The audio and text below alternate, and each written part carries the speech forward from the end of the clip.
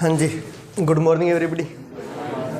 अपने जो है लास्ट क्लास में वर्गमूल स्टार्ट किया था और वर्गमूल के अंदर मैंने बताया था कि कोई भी संख्या का अपने अभाज्य गुणनखंड विधि द्वारा वर्गमूल कैसे ज्ञात करते हैं। और उसके उपरांत मैंने बताया था कि कोई भी संख्या हो उसको पूर्ण वर्ग संख्या कैसे बनाते हैं, यानी कि छोटी से छोटी संख्या से गुणा करके पूर्ण वर्ग संख्या कैसे बनाएं, छोटी से छोटी संख्या से भाग देख करके पूर्ण वर्ग संख्या कैसे बनाएं। तो उससे आगे कंटिन्यू करते हैं। अपने लास्ट में मैंने 4851 एक संख्या दी थी, याद है क्या आपको, है ना।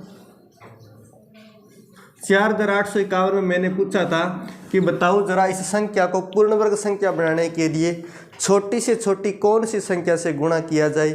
और दूसरा प्रश्न पूछा था कि 4851 को पूर्ण वर्ग संख्या बनाने के लिए छोटी से छोटी कौन सी संख्या से भाग दिया जाए। और उसका उत्तर मुझे जहाँ तक पता है दोनों 11 ही था ना।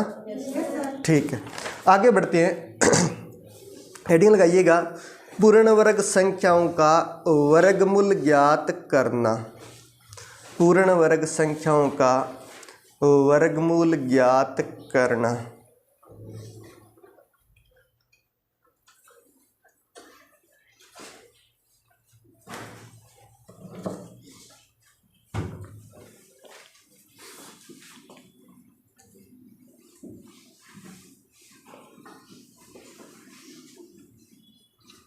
पूर्ण वर्ग संख्याओं का वर्गमूल ज्ञात करना, उसमें एक छोटी सी सारणी बनानी है।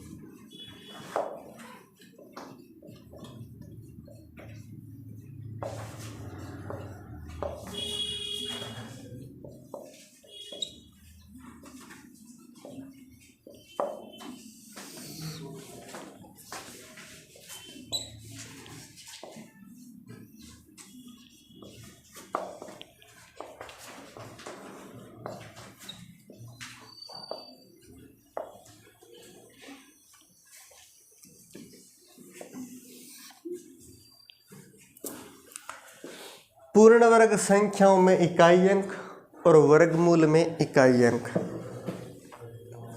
ध्यान दीजिएगा जरा, अगर पूर्ण वर्ग संख्याओं में इकाई अंक 1 हो तो उसका वर्गमूल जो होगा उसमें इकाई अंक 1 या 9 हो सकता है, 1 या 9 हो सकता है। ध्यान दीजिएगा, इस बात का थोड़ा सा अर्थ क्या है। इस बात का अर्थ है, पहली बात तो आपको ये समझ में आनी चाहिए पूर्ण वर्ग संख्या और वर्गमूल का मतलब क्या है। पूर्ण वर्ग संख्या वो संख्या जो किसी न किसी संख्या को 2 बार गुणा करके मिली है, उसे हम पूर्ण वर्ग संख्या बोलते हैं। यानी कि जिसका अगर रूट निकालें तो उससे एक डिजिट बाहर आ जाए, हमें कोई भी पॉइंट में उत्तर ना देना पड़े, पूर्ण वर्ग संख्या वो कहलाती है। पूर्ण वर्ग संख्या जिसमें कोई भी एक संख्या को 2 बार गुणा करने से मिलती है वो पूर्ण वर्ग संख्या कहलाती है।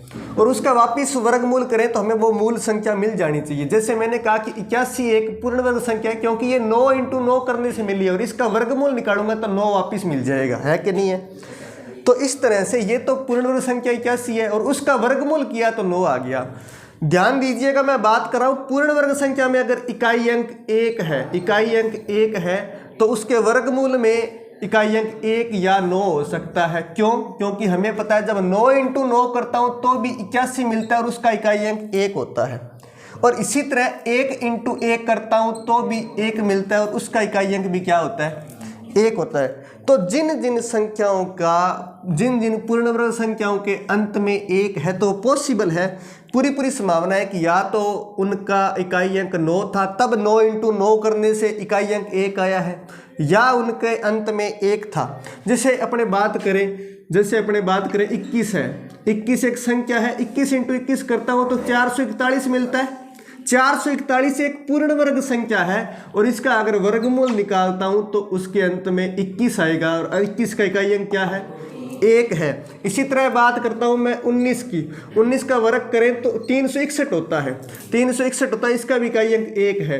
वर्गमूल निकालूं तो 19 बार आएगा और 19 का इकाई अंक क्या है, 9 है। क्या है, 9 है। इसलिए ध्यान देना, अगर पूर्ण वर्ग संख्या के अंत में 1 मिलता है तो जरूर संभावना है कि या तो वो 9 से गुणा करके प्राप्त हुई है, यानी जिस ऐसी संख्या जिसके अंत में 9 हो उनके गुणा से प्राप्त हुई है, या ऐसी संख्या जिसके अंत में 1 हो उनसे गुणा करके वो हमें पूर्ण वर्ग संख्या मिली है। बात क्लियर है क्या? चलो आगे लिखो। 1 के बाद में 4 कब मिलता है, या तो 2 हो अंत में या 8 हो, तब हमें 4 मिलता है। 2 का वर्ग करूं तो भी 4 आएगा और 8 का वर्ग करूं 64 आएगा, यानी अंत में तो 4 ही आएगा। ठीक है, आगे 5 के लिए 5 तभी मिलता है जब इकाई अंक 5 तभी मिलता है जब 5 वाली संख्याओं का वर्ग करते हैं, जैसे 5, 15, 25, 35, 65, 55 यूँ, जिनके अंत में 5 हो तभी उनको गुणा करेंगे तो ही इकाई अंक 5 मिलेगा। उसके बाद में बात करें तो 6 4 से भी मिलता है और 6 से भी मिलता है। 4 चौके 16 होता है, इकाई अंक 6। छिक्कू में कुछ 36 होते हैं, इकाई अंक कितना होता है? 6। बात क्लियर है। आगे 9, छिक्कू में को अच्छा नहीं लगा, आनंद तो आया होगा। 9 3 या 7 से मिलता है। 3 तिये 9 होते हैं और 7 7 49 होते हैं, तो 49 में भी इकाई अंक 9 होता है। ठीक है, आगे बात करें तो 0 इकाई अंक तभी मिलता है जब ऐसी संख्याओं का गुणा करें आपस में जिनके अंत में 0 हो। जैसे 10 × 10 करेंगे तो अंत में 0 ही मिलेगा, 100 आएगा। जैसे 100 × 100 करें तो 10,000 मिलेगा। तो हमें ऐसी संख्या जिनके अंत में 0 हो, जिनके अंत में 0 हो, उनसे इकाई अंक 0 ही मिलेगा। बात क्लियर है क्या? ये अगर आपको बातें याद रहेगी तो आप जो है किसी भी संख्या का वर्गमूल चुटकियों में निकाल सकते हो, बशर्ते कि वो संख्या पूर्ण वर्ग संख्या होनी चाहिए। आगे लिखो, ये सारणी बंद कर लो, अभी इतना बना करके और सारणी बंद कर लो।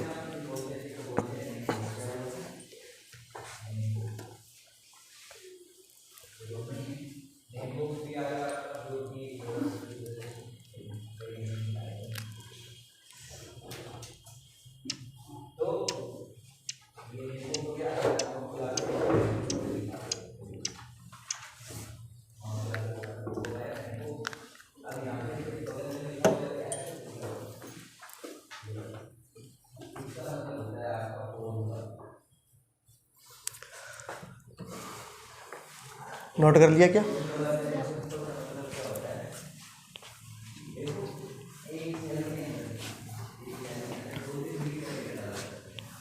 एक संख्या लिख रहा हूं मैं आपके सामने,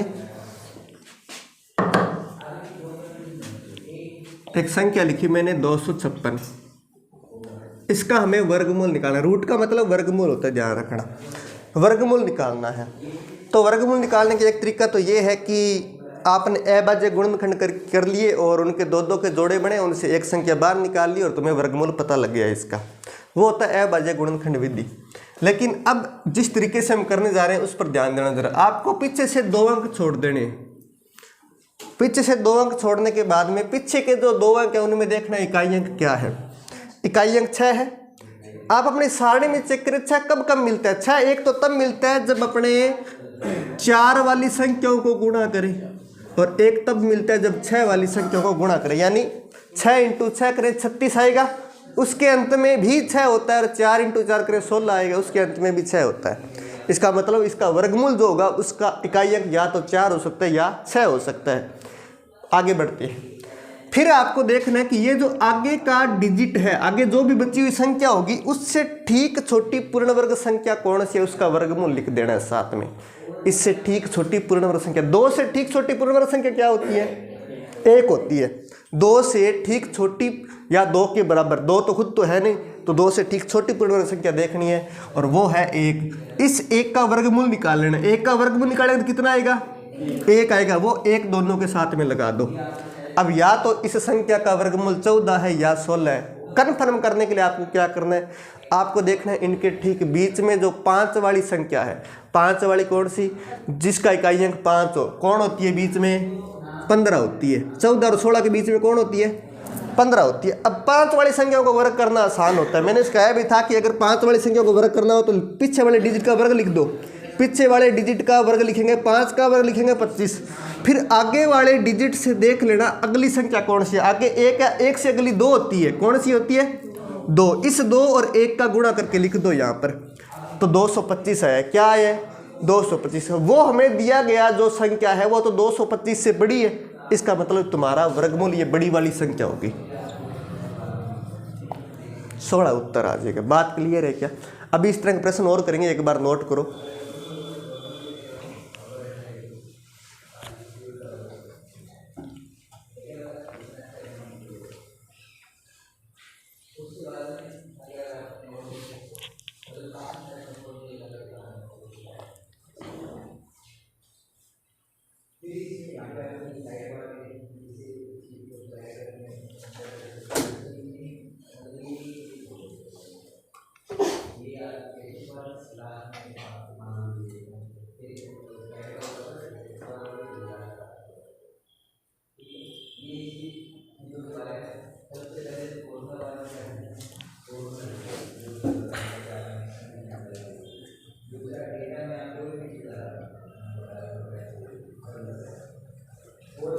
नोट कर लिया क्या? एक नोट लगा के लिखना, ये जो बात मैंने बताई थी वो मैं डिटेल में लिखवा देता हूँ आपको। नोट लगा के लिखो, अंत से 2 अंकों को छोड़ने के पश्चात, अंत से 2 अंकों को छोड़ने के पश्चात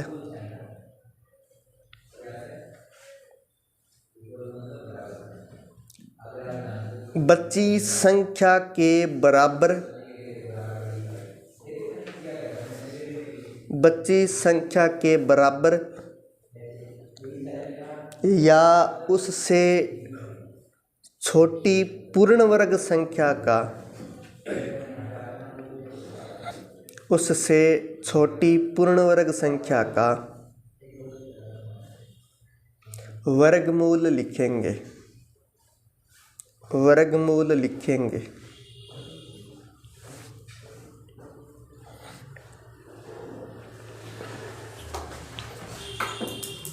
वर्गमूल लिखेंगे। बात क्लियर है इतनी? चलो ध्यान देना जरा, मैंने एक संख्या लिखी आपके सामने 1296।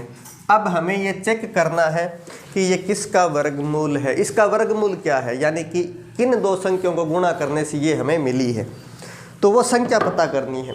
ध्यान देना जरा, इसके अंत में 2 डिजिट छोड़ दो, 2 डिजिट छोड़ने के बाद साथ देखेंगे जरा इसका इकाई अंक क्या है। इकाई अंक 6 है और 6 2 ही अंकों से मिलता है, या तो 4 से या 16 से, 4 से या 6 से, 4 से या 6 से मिलता है। फिर बाद में हमें ये देखना है कि आगे जो संख्या लिखी गई है उससे ठीक छोटी पूर्ण वर्ग संख्या कौन सी है। 12 से ठीक छोटी पूर्ण वर्ग संख्या क्या होती है?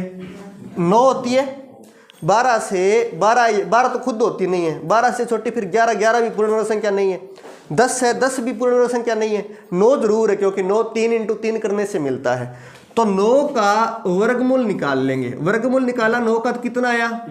3 आ गया। ये 3 दोनों के साथ लगा दो, 3 मैंने दोनों के साथ लगा दिया। अब कंफर्म ये करना है कि 34 है कि 35। इसके लिए हम क्या करेंगे, इनके बीच में एक ऐसी संख्या 35 विद्यमान है, उसका वर्गमूल चेक करेंगे कितना है। तो 5 × 5 सबसे पहले 25 लिख दो। आगे वाली संख्या से ठीक बड़ी संख्या 4 है, 3 से बड़ी क्या होती है? 4 और 3 का गुणा करके आगे लिख दो, 1225 आ गया। हमारे पास 1296 है। अब ध्यान देना जरा, 35 का 1225 है तो 1296 तो 36 का ही होगा, 34 का तो हो नहीं सकता। तो ये उत्तर हो जाएगा। बात क्लियर है क्या? समझ में आया क्या? पानी कौन पिलाएगा? किसी की इच्छाएं नहीं है क्या?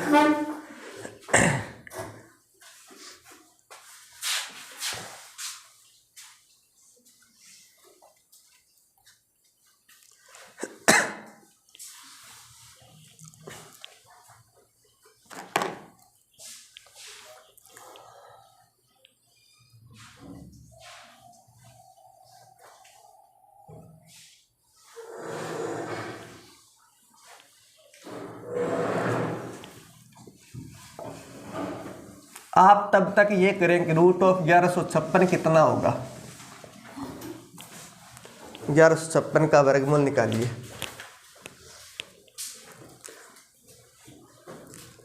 ये पीछे 2 लड़कियां बैठी ना, आप में से शायद एक का प्रश्न था कि सर पता कैसे करें कि ये किन 2 संख्याओं को गुणा करने से आई है, यानी वर्गमूल कैसे निकालें। शायद परसों की क्लास में आपका प्रश्न था, और ये मैंने कल अविभाज्य गुणनखंड विधि से बताया था, तब आप आए नहीं थे। ठीक है, हाँ। तो जो प्रश्न पूछते हैं वो बाद में आते नहीं है। सबसे ज़्यादा नालायक लोग वही है।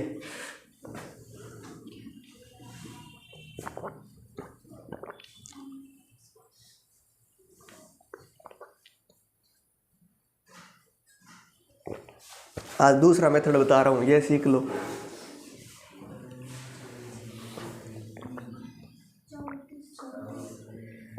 ठीक है,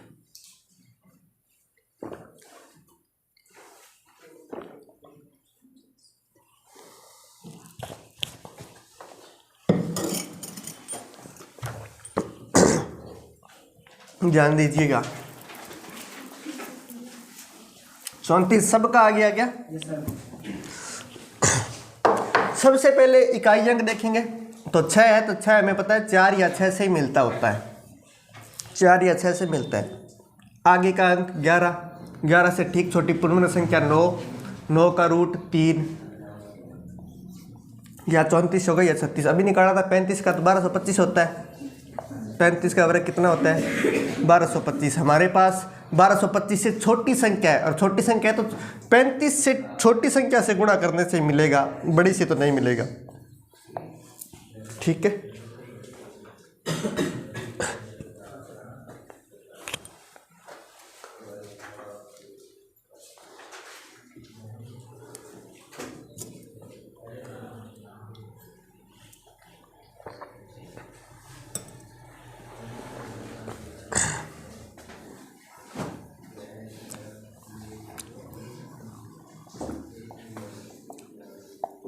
निकालिए 59 29 का वर्गमूल।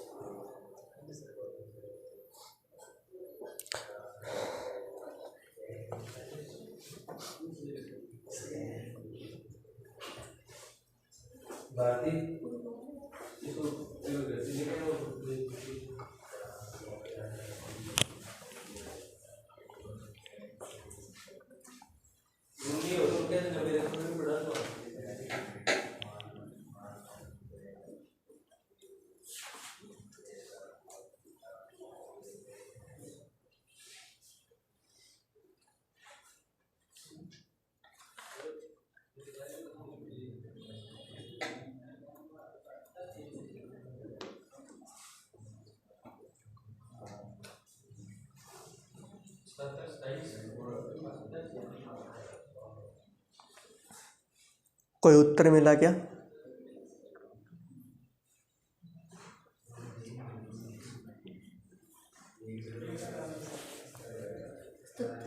सत्तर है क्या? ठीक है,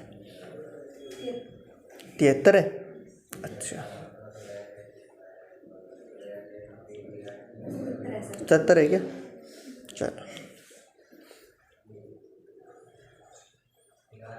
ध्यान दो जरा। सबसे पहले ये देखना है कि लास्ट के 2 डिजिट के अंदर इकाई अंक क्या है। इकाई अंक यहाँ पर 9 मिला है। 9 अगर इकाई अंक मिला है तो 9 हमें पता है या तो 3 3 9 होते हैं, और या 7 7 49 होते हैं, जिसमें भी इकाई अंक 9 होता है। 3 या 7 से ही मिलेगा। अब चेक करना है कि आगे के 2 अंक बचे हुए हैं, उनसे ठीक छोटी पूर्ण वर्ग संख्या कौन सी है? कौन सी होती है? 49 होती है। 49 एक पूर्ण वर्ग संख्या है। 59 के बाद जो पूर्ण वर्ग संख्या है वो 64 है। 8 का वर्ग करने से 64 मिलता है, 7 का वर्ग करने से 49 मिलता है। तो हमें ठीक छोटी चाहिए, तो 49 आ गया। 49 किसका? इसका वर्गमूल 7 हो गया। 49 का वर्गमूल 7 हो गया, तो 7 दोनों के साथ लगा देंगे। अब बीच वाली संख्या चेक कर लो। बीच वाली संख्या है 75, 73 और 77 के ठीक बीच में 75 है, उसका वर्ग कर लेंगे। 5 का वर्ग 25, 7 से ठीक बड़ी संख्या 8, 7 8 56। 56 25 से ये संख्या बड़ी है, और बड़ी है तो इसका मतलब ये बड़े वाला ही इसका वर्गमूल होगा। बात क्लियर है क्या?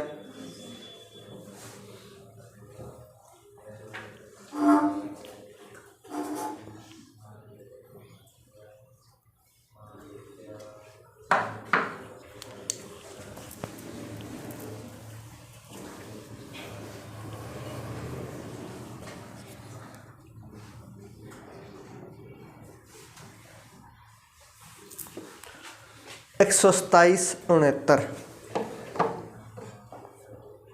ट्राई करो।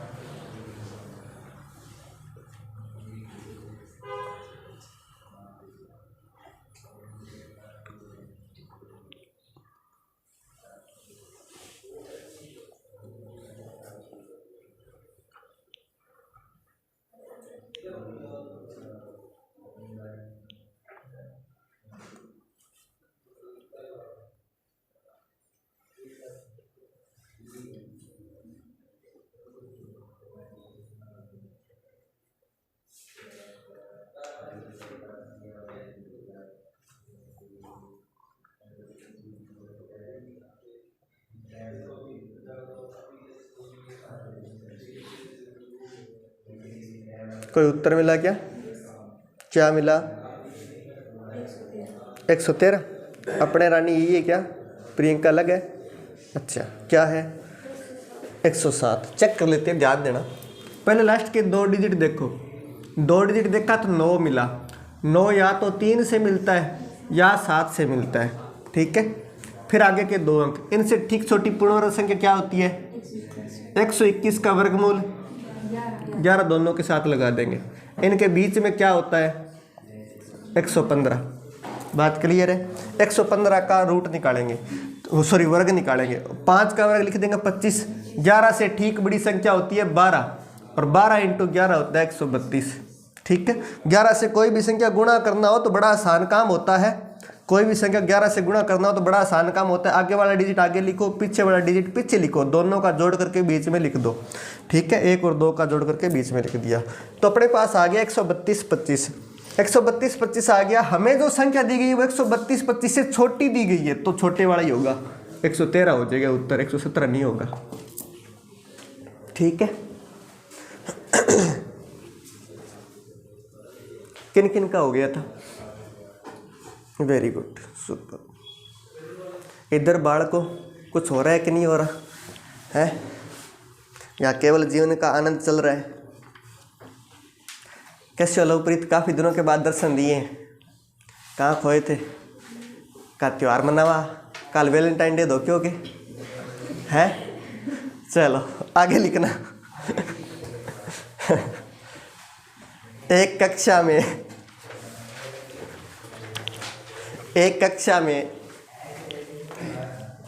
4096 लड्डू, 4096 लड्डू विद्यार्थियों में इस प्रकार बांटे जाते हैं कि, नहीं, जो वैलेंटाइन डे धोखे हैं वही बांटेंगे। 4096 लड्डू विद्यार्थियों में इस प्रकार बांटे जाते हैं कि, आपने हमारा इतिहास पता नहीं किया क्या? मेरा उदित सर का गणतंत्र दिवस के दिन आपने देख ही लिया होगा। चलो, इस प्रकार बांटे जाते हैं कि प्रत्येक विद्यार्थी को उतने ही लड्डू मिले, प्रत्येक विद्यार्थी को उतने ही लड्डू मिले जितने की कक्षा में विद्यार्थियों की संख्या, जितने की कक्षा में विद्यार्थियों की संख्या।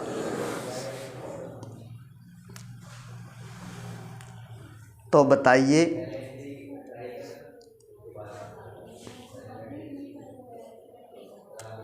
बताइए कक्षा में कुल कितने विद्यार्थी हैं?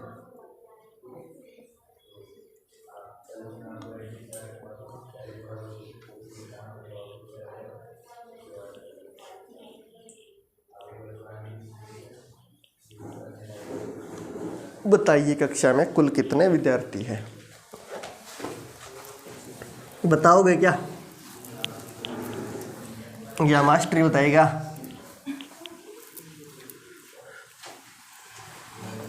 ध्यान देना जरा।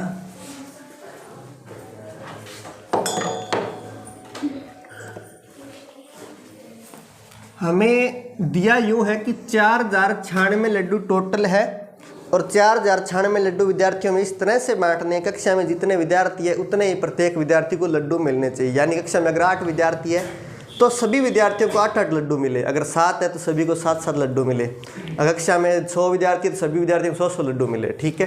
तो इस तरह से बांटने हैं। अब जैसे मान लो अपने पास 8 विद्यार्थी और प्रत्येक विद्यार्थी को 8-8 लड्डू मिले, तो टोटल कितने लड्डू मिलेंगे? टोटल कितने लड्डू मिलेंगे? बड़े गरीब हो मैथ में, 8 × 8 64 होता है, 64 लड्डू मिलेंगे, ठीक है। अच्छा, 5 विद्यार्थी और प्रत्येक विद्यार्थी को 5-5 लड्डू मिलेंगे तो कितने मिलेंगे? 25 मिलेंगे, 5 × 5। तो हम मान लेते हैं कि विद्यार्थियों की संख्या x है। कितनी है? x से कोई प्रॉब्लम तो नहीं है? हाँ, अभी वैलेंटाइन डे गुजरा है। विद्यार्थियों की संख्या x है, ये हमने मान लिया। विद्यार्थियों की संख्या हमने x मान लिया। तो कुल लड्डू कितने हो जाएंगे? x² हो जाएंगे। कुल लड्डू जो है वो कितने हो जाएंगे? एक्स स्क्वायर, क्योंकि जब 8 विद्यार्थी थे तो 8 का स्क्वायर 64 हो रहा था, 8 × 8।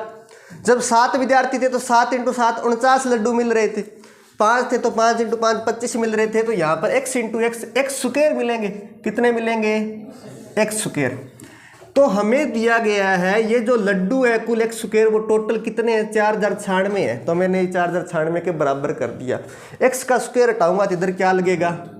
रूट लगेगा। अब हमें 4096 का रूट बताना है, वही तरीका है। 6 कहाँ से आता है? 6 या तो 4 से आता है या 6 से आता है। आगे की जो संख्या है उससे ठीक छोटी पूर्ण वर्ग संख्या 36 होती है। 40 से ठीक छोटी पूर्ण वर्ग संख्या 36 है। और 36 का रूट कितना होता है? 6 दोनों के आगे लगा दो। बीच में कौन है? 65। 65 का वर्ग करेंगे 25, 6 7 42। 42 25 से छोटी है वो संख्या, तो 64 लड्डू प्रत्येक विद्यार्थी को मिलेंगे। ला लियो, एक्स का मान 64 आ गया और विद्यार्थियों की संख्या भी 64 है।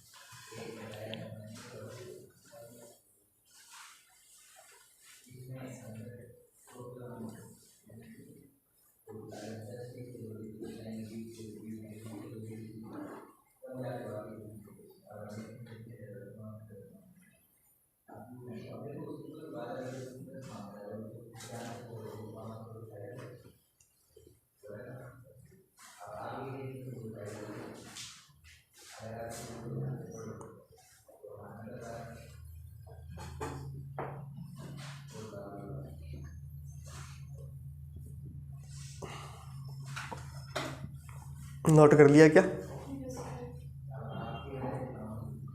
अगला प्रश्न लिखो फिर।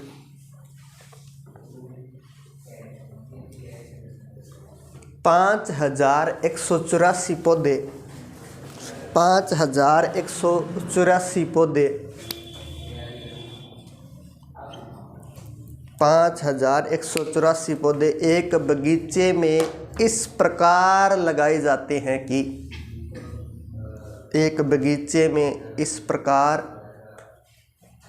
लगाए जाते हैं कि एक पंक्ति में उतने ही पौधे होंगे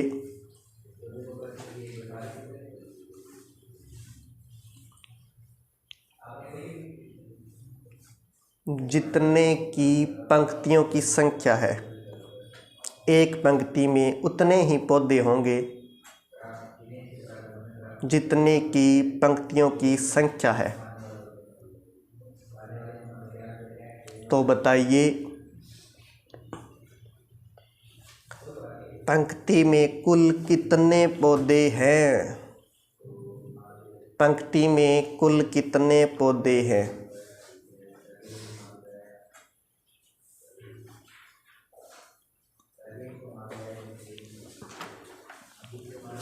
ट्राई करो जरा।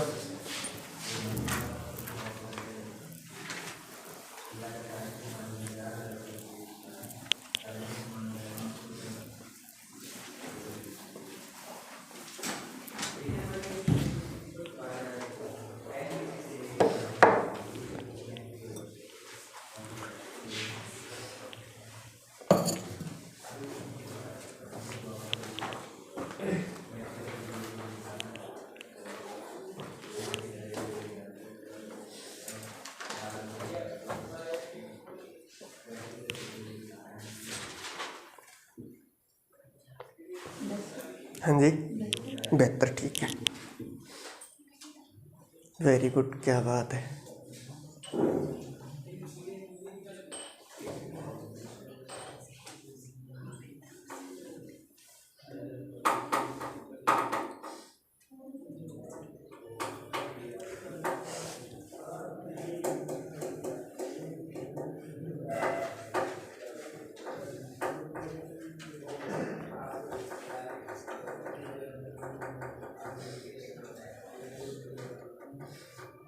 सबका उत्तर आ गया क्या? ध्यान देना जरा, हमें जो प्रश्न दिया गया है उसके अंदर यूँ है कि एक बगीचे में कुछ पंक्तियाँ हैं और जितनी पंक्तियाँ हैं उतने ही प्रत्येक पंक्ति में पौधे हैं। इसका मतलब अगर 2 पंक्तियाँ हैं तो प्रत्येक पंक्ति में 2-2 पौधे हैं, अगर 3 पंक्तियाँ हैं तो प्रत्येक पंक्ति में 3-3 पौधे हैं, अगर 4 है तो 4-4 पौधे हैं। ध्यान दीजिएगा, अगर 2 पंक्तियाँ गार्डन में हैं तो 2-2 पौधे हैं, 2-2 पौधे हैं तो टोटल कितने हो जाएंगे, 2 × 2 4 पौधे। अगर 3 पंक्तियां हैं तो टोटल 3-3 पौधे हैं और 3 × 3 करेंगे तो 9 पौधे हो जाएंगे। जितनी पंक्तियां हैं उतने ही पौधे हैं। तो अगर 8 पंक्ति हो तो 8 पौधे, 8 × 8 64। तो हम मान लेते हैं कि x पंक्तियां हैं। कितनी पंक्तियां हैं, माना बगीचे में x पंक्तियां हैं, x पंक्तियां हैं, तो कुल पौधे हो जाएंगे x स्क्वायर। कितने हो जाएंगे, x स्क्वायर हो जाएगा, x × x। हमें दिया गया है वो जो x स्क्वायर है वो 5184 है। वास्तव में कुल 5184 पौधे हैं। x का स्क्वायर हटा देंगे तो इधर लगेगा रूट। 5184 का रूट निकालेंगे। सबसे पहले देखें अंत में 4 है, 4 कहाँ से आते हैं, या तो 2 से या 8 से। 8 × 8 64 होता है तो भी अंत में 4 मिलता है, 2 × 2 करें तो भी 4 मिलता है। उसके बाद में आगे वाले 2 अंक, आगे वाले 2 अंक जो है इनसे ठीक छोटी पूर्ण वर्ग संख्या क्या है, 49। 49 कहाँ से मिलता है, 7 से, तो 7 दोनों के आगे लगा देंगे। इनके बीच में कौन है, 75 का वर्ग क्या होता है, 7 8 56, 56 25 होता है। 56 25 से वो संख्या छोटी है तो छोटे वाला उत्तर होगा। ठीक है, तो अपने पास आ गई पंक्तियों की संख्या, यानी x का मान आ गया 72।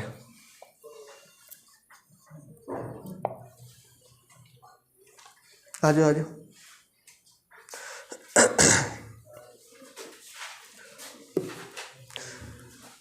आगे लिखना, ये नोट कर लिया क्या या करना है, किन किन का ये हो गया था, वेरी गुड, क्या बात है। चलो उठा के बाहर फेंक दो इनको। फिर अब क्या कर लोगे भैया, आए हो तो आगे लिखना। यदि एक पूर्ण वर्ग संख्या में, यदि एक पूर्ण वर्ग संख्या में कुल 9 अंक है,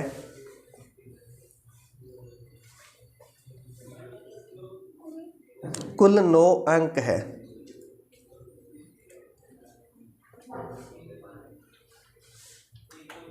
जहां n एक सम संख्या है,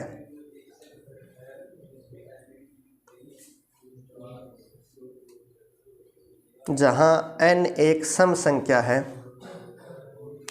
तो इसके वर्गमूल में अंकों की संख्या होगी, तो इसके वर्गमूल में अंकों की संख्या होगी।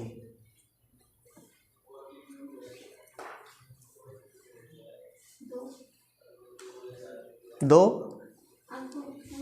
हाँ, तो इसके वर्गमूल में अंकों की संख्या कितनी होगी ये बतानी है आपको। ऑप्शन दूं क्या, लिखो ऑप्शन है।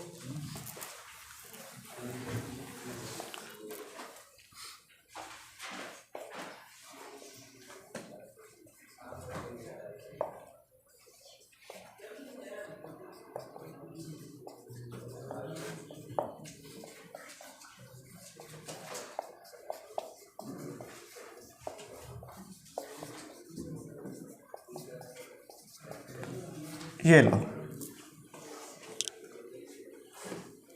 n कहाँ गया तो तुम्हारा, केवल 2 उत्तर था। अच्छा, मैंने ये प्रश्न लिया कि अगर कोई पूर्ण वर्ग संख्या है और उसमें 9 अंक है, सॉरी n अंक है, 9 तो नहीं लिखा ना, हाँ n अंक है, तो हमें अगर वर्गमूल निकालना पड़े उसका, और n सम है, सम डिजिट है, जितने भी है सम डिजिट है, वर्गमूल निकालना पड़े तो वर्गमूल में कितने अंक होंगे, हाँ जी 9 होंगे। प्रश्न में 9 लिख लिया गया, 9 नहीं लिखाया, n लिखाया है। 9 अगर लिख लिया तो काट दो ना। मैंने बोला कि अगर किसी पूर्ण वर्ग संख्या में n अंक है, 9 मत लिखना, n अंक है, तभी तो बोल रहा हूँ, लिख दिया तो काट दो। हाथ में पेन नहीं है क्या, टेबल पे पड़े उठा के काट दो, ठीक है। हाँ, ध्यान दो, एक नोट करके लिखो।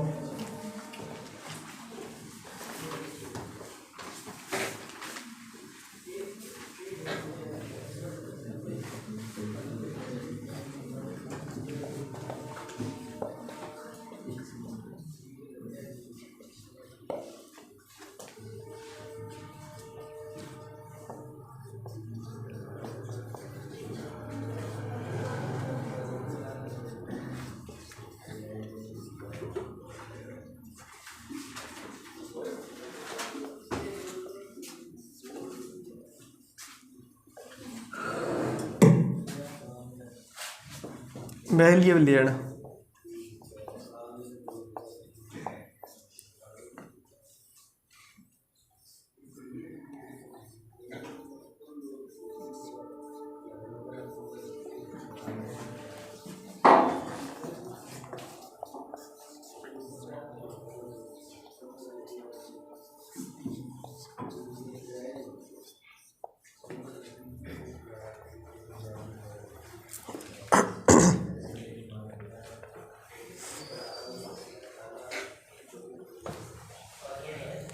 अब बता दो क्या उत्तर है।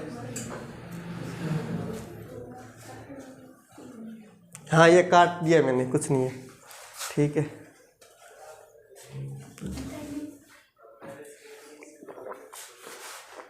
बैठ सकते हो आप, लौट जाइए और मैं कौन हो गए।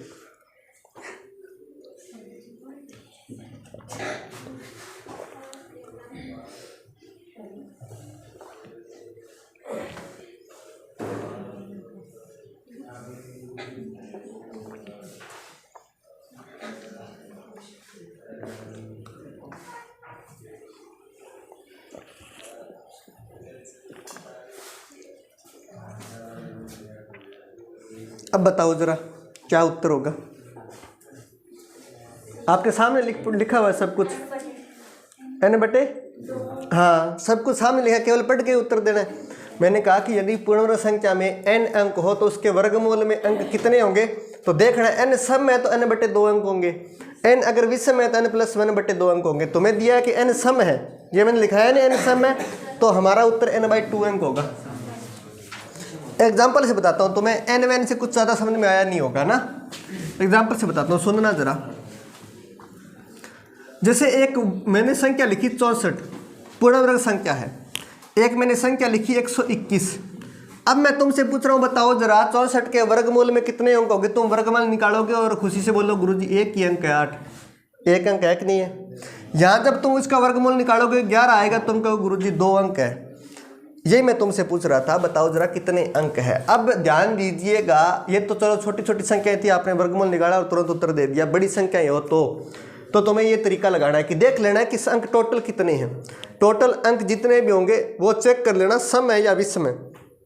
यहाँ पर 2 थे, 2 सम होता है, तो 2 सम होता है तो 2 में n बाई 2 करना है। 2 सम होता है यानी ये n का मान 2 है, 2 बटे 2 करोगे तो वर्गमूल में 1 अंक आएगा।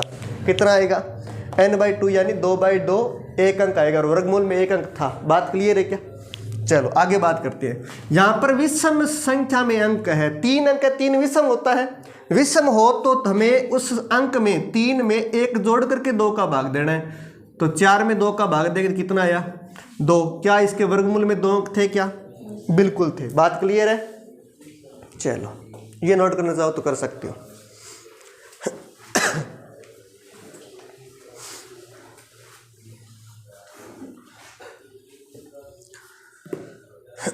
ऐसी स्टेटमेंट आती होती है सीधी, उस पर नीचे 4 कथन दिए होते हैं, तो अक्सर पूछ ली जाते हैं। ध्यान रखना इस बात का।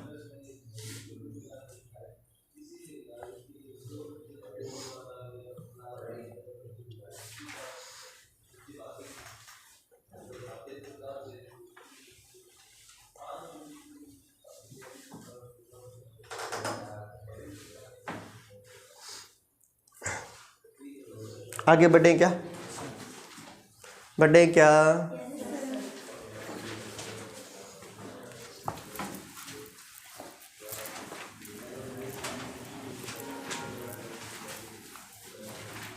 एक प्रश्न लिखो, बड़ा ही खूबसूरत प्रश्न है।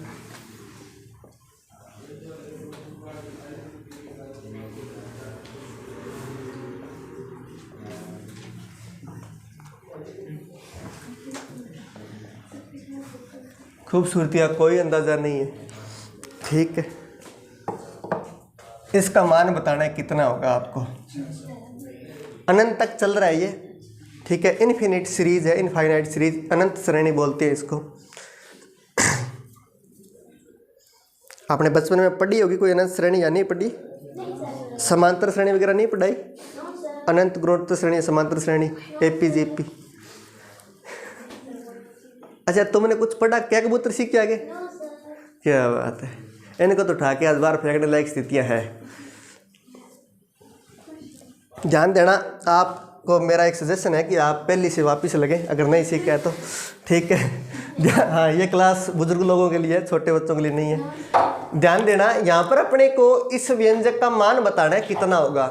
जब भी तुम्हें ऐसी कोई समीकरण दिखाई दे जिसके अंदर यूं प्लस और अंदर रूट के अंदर सेम ही संख्या चल रही हो, अनंत सीरीज हो, अनंत श्रेणी हो, अनंत तक जा रही हो, तो तुम्हें क्या करना है? इस संख्या के गुणनखंड करने के ट्राई करने हैं।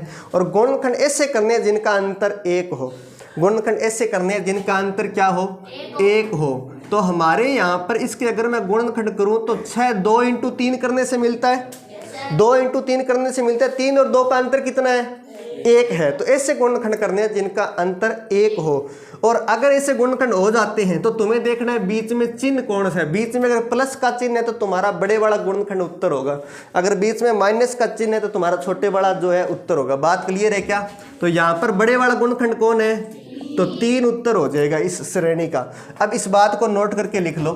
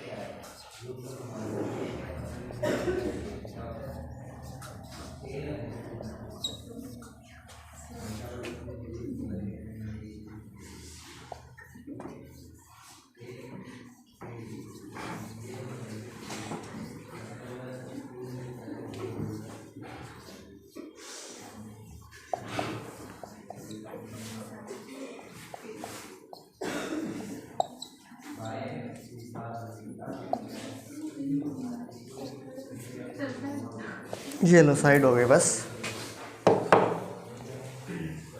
तुम्हारी सारी हरकतें रिकॉर्ड हो रही है नालायक को।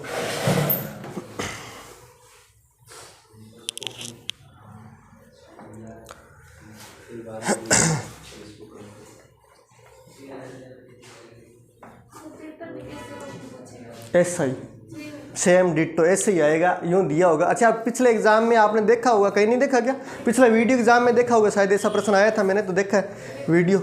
हाँ, वीडियो प्री का था शायद, उसमें आया था ऐसा प्रश्न। तो प्रश्न आते हैं, ठीक है, ऐसा ही पूछा जाएगा डायरेक्ट।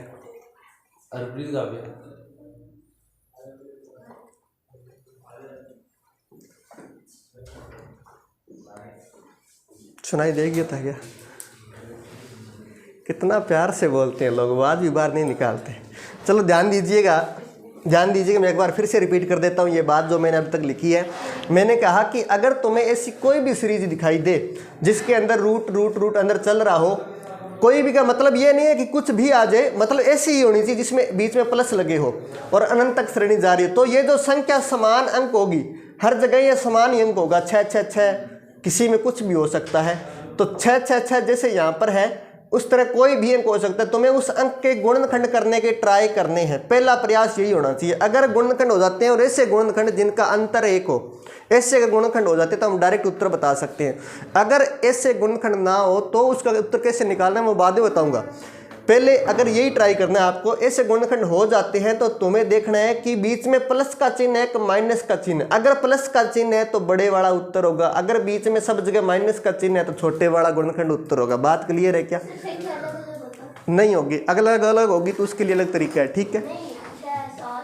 तो बता रहा हूँ ना, उसके लिए अलग फिर पैटर्न होगा। इनफाइनाइट सीरीज में, इनफाइनाइट सीरीज के अंदर 6 7 8 9 10 यूं बढ़ता ही जाएगा तो हमेशा ध्यान रखना उत्तर आएगा अनंत। कितना आएगा? अनंत। क्योंकि हमें पता है कि जब संख्या बढ़ रही है तो अनंत का रूट भी अनंत ही होगा। अनंत मतलब एक ऐसी संख्या जिसे मैं निर्धारित नहीं कर पा रहा हूँ कहाँ तक है, जिसे मैं गिन नहीं पाता हूँ, जहाँ तक मैं पहुँच नहीं पाता हूँ, उसे हम अनंत बोलते हैं। तो ऐसी संख्या का अगर रूट निकालूंगा तो उसका रूट भी तो अनंत ही आएगा, वर्गमूल भी उसका अनंत ही आएगा। इसका मतलब ये है कि हमें अगर ऐसी संख्या मिलती है, पहली बात मिलेगी नहीं, फिर भी मान लो गीता जैसी कोई हरकत कर दे तो फिर उसका उत्तर अनंत ही होगा, ठीक है। हाँ आगे लिखो।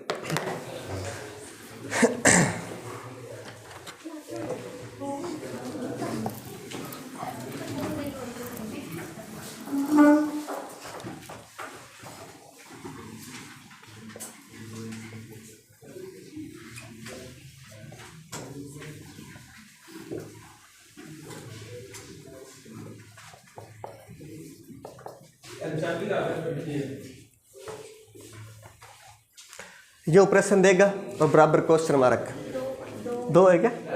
ठीक है। अब इनको उठा के दोनों को एक बार फेंक दो। क्या बात है, 3, क्या बात, वेरी गुड, क्या बात है। बड़े ही उत्तर में भिन्नताएं हैं। अच्छा ऑप्शन भी बना दिया आपने, कोई बात नहीं। 2 6 3, अगला ऑप्शन मेरी ओर से 4, ठीक है।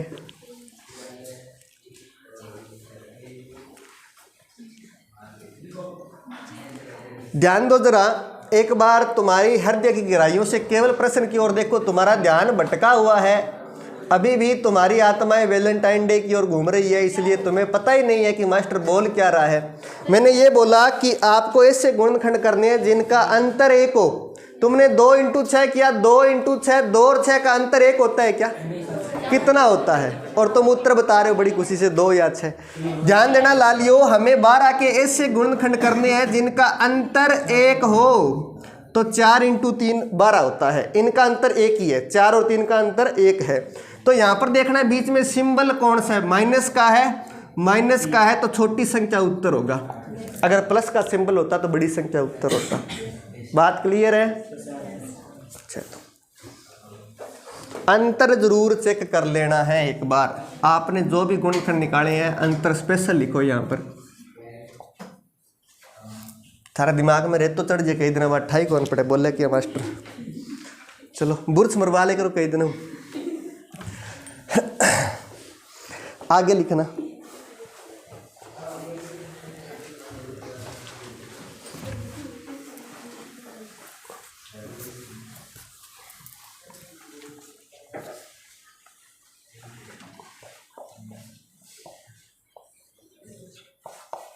देखते ही उत्तर आना चाहिए ऐसी सीरीज का, देखते ही।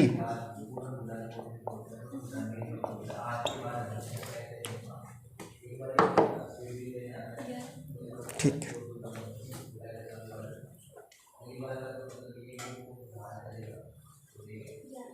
ठीक है।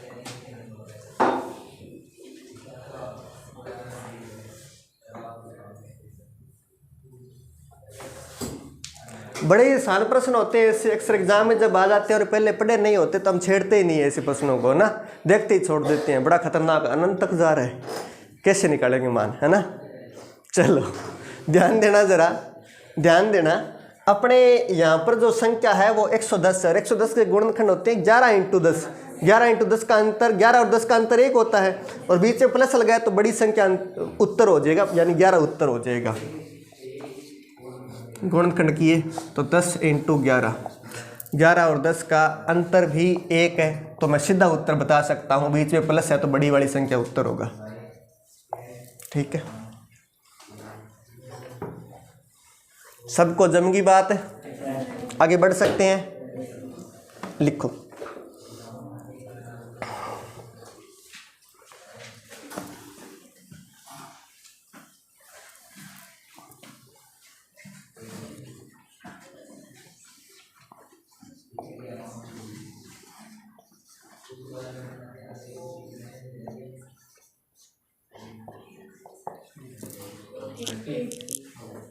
क्या बात है।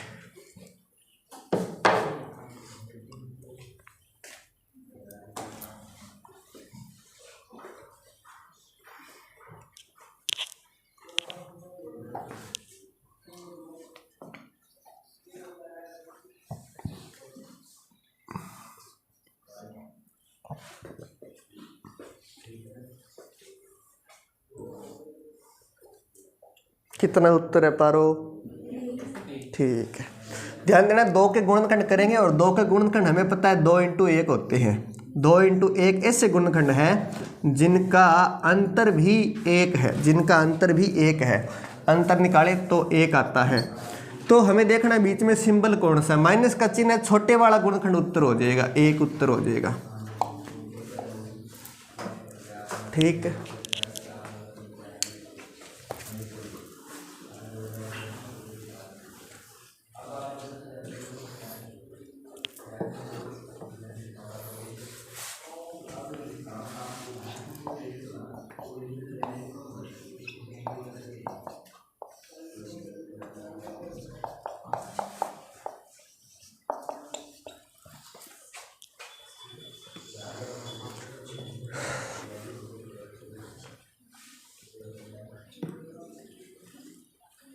Try it.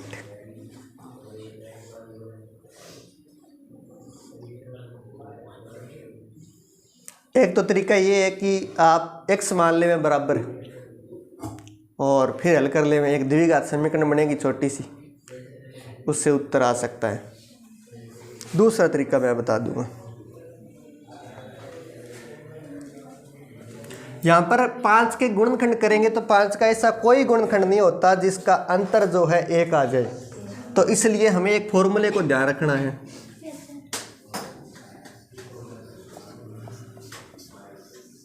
रूट में 4n+1 बार +1/2, यहाँ पर ये फॉर्मूला आपको ध्यान रखना है। और ये जो n है ये वो संख्या होगी जो तुम्हें रूट के अंदर दी गई है। यहाँ पर n कौन है? 5 है।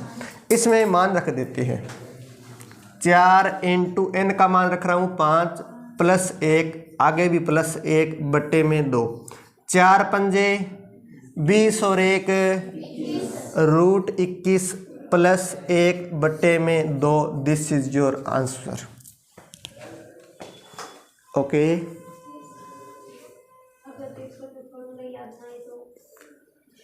तो लाली एक उपाय है, तो एक उपाय है मोदी जी महाराज का नाम लेना, आंख बंद करके जहाँ पेन टिके वही लगा देना। चलो एक बार ध्यान दो, अगर मान लो ऐसा तुम्हें ना आए याद फॉर्मूला तो क्या करें? तो तुम्हें मान लेना है कि बराबर में ये जो श्रेणी है वो x है, तो तुम्हें मान लेना है कि ये जो श्रेणी है वो x है। इतना तो मान ही सकते हो गरीब लोगों, माना x है, ये मैंने मान लिया। अगर ये मान x है तो मैं ध्यान देना इस सीरीज के अंदर बात कर रहा हूँ, इस सीरीज के अंदर अगर मैं एक रूट हटा दूँ, अगर यहाँ से बात करूँ 5 + 5 आगे डैश डैश डैश अनंत तक, ये भी तो अनंत तक जा रही है, तो इसका मान भी तो x ही होगा। सीरीज तो सेम है, इसका मान भी x होगा यहाँ तक। तो मैं रख देता हूँ अंदर 5 प्लस इसका मान x रख दिया और बराबर में भी x पड़ा है, बराबर में भी क्या पड़ा है? x पड़ा है। स्क्वायर कर देते हैं दोनों ओर स्क्वायर करेंगे तो अपने पास क्या आया? वहाँ से रूट हट गया और इधर x स्क्वायर आ गया। इधर ले आओ x स्क्वायर, x को इधर ले आए -x, 5 को भी इधर ले आए -5, बराबर में 0। द्विघात समीकरण बन गई। हल कर लेंगे सीरीज दरअसल फॉर्मूला क्या कहता है? -b + रूट में बी स्क्वायर माइनस 4ac/2a सारे मान रख देते हैं। माइनस बी की जगह क्या है, -1 है, तो माइनस बी की जगह रख दिया -1 माइनस रूट में बी स्क्वायर यानी -1 का स्क्वायर -1 का स्क्वायर माइनस अंदर क्या है 4ac 4a की जगह क्या है 1 a b c का पता है ना कौन होते हैं, x स्क्वायर का गुणनखंड 1 a जो x का गुणनखंड है वो b और यहाँ पर जो अंक बचा होता है वो c होता है। 4ac की जगह कौन है -5/2a और 1 की जगह कौन है, a की जगह है 1 x स्क्वायर का गुणनखंड -1 इंटू -1 करूँगा तो +1 प्लस माइनस 1 का square 1 minus into minus plus 5 चौका 20 बटे में 2a यानी 2 इंटू 1 करूँगा 2 आएगा। यहाँ पर अपने क्या है प्लस ही हायर करते हैं माइनस हायर नहीं करते नॉर्मली आंसर के अंदर, इसलिए मैंने आपको एक ही प्लस लिखाया था, हालांकि दोनों ही सही होते हैं इसमें प्लस और माइनस। तो 20 और 1 क्या हो गया 21 बटे में 2, तो 21 प्लस 1 बटे में 2 मैंने यहाँ लिखाया था, कहाँ गया वो, साफ कर दिया, ठीक है। हाँ रूट में 21 प्लस 1 बटे में 2 यही तो लिखाया था, तो 2 उत्तर आते हैं प्लस माइनस के, सामान्यतः एक ही हायर करते हैं क्योंकि ऑप्शन में एक ही दिया होता है, ठीक है। बात क्लियर है क्या? तो जितना मैथ्स को विस्तार से करोगे उतना ही तुम्हें ज़्यादा उत्तर देगी, तो 2 दे दिए इसने, ठीक है, एक के साथ एक फ्री। आगे लिखो, हाँ उतार लो, नोट कर लो ना, बड़ा ही खूबसूरत तरीका है जब फॉर्मूला याद ना आए। अक्सर मैं इसी तरह से करता हूँ क्योंकि मुझे भी फॉर्मूले कम ही याद रहते हैं, तुम्हारी तरह याददाश्त मेरी भी कमज़ोर ही है, ठीक है, और तुमसे ज़्यादा ही कमज़ोर है ये मुझे लगता है। 5 मिनट बाद ही भूल जाता हूँ मेरे को काम क्या कहा था।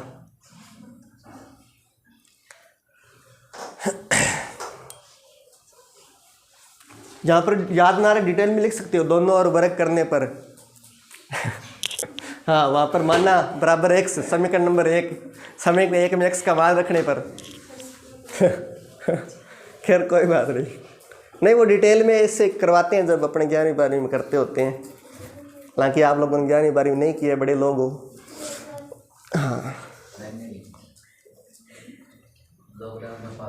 हाँ हाँ तभी तो कह रहा हूँ आप बड़े लोग हो, 11वीं 12वीं नहीं किए।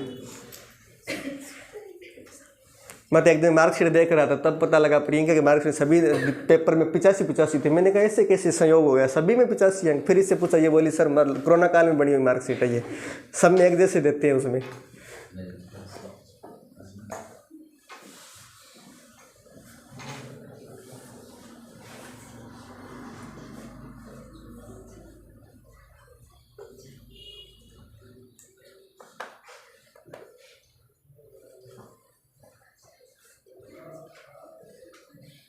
क्या हुआ, अच्छा नहीं लगा या फॉर्मूला बताना है कैसे आया? हाँ अगर मैंने करे तो बता देना, बता देंगे। चल हाँ जी, मैथ किसने बनाई थी? मैथ किसने बनाई थी इस बात का उत्तर तो किसी के पास नहीं है, क्योंकि मैथ बनाई नहीं गई है, मैथ बन गई है। क्यों? क्योंकि अपने दैनिक जीवन में जब गणनाओं का प्रयोग करते हैं तो वहीं से मैथ की उत्पत्ति होती है ना।